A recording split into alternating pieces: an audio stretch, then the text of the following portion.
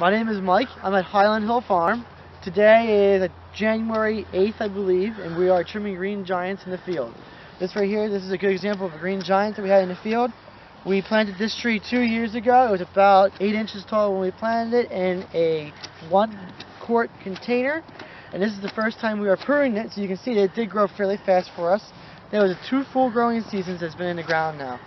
So we should have trimmed it last year, but sometimes on nurseries we get so busy with work that we just don't get everything done, and that's why we're out here and it's maybe 10 degrees and we're trimming trees.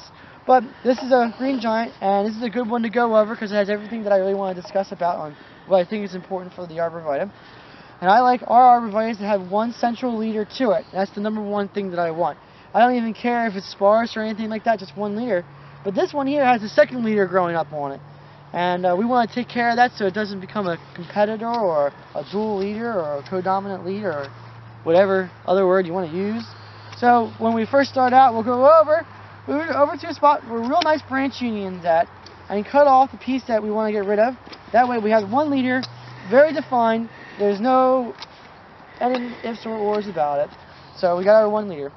Now since it's a little bit thin and not many people really like to have a real thin tree, we're going to go through and we're going to prune this guy down. And I could either cut it here for a light prune or here for a little bit heavier of a prune. But since this is so sparse, we're going to do a little heavier of a prune. Then we're going to go on the sides and tip back the sides a little bit. And that's to encourage these guys here or these guys there to take over as central leader. The closer that the central leader is, the new leader coming in, to the old leader, the stronger it will be.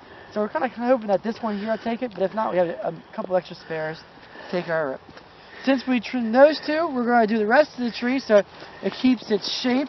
And not all arborvitaes are the same, and each grower that you go to has a different ratio of height to width that the trees are. And for these guys here, these are spacing, very nice spacings. You can see the row spacing in between each tree is grand.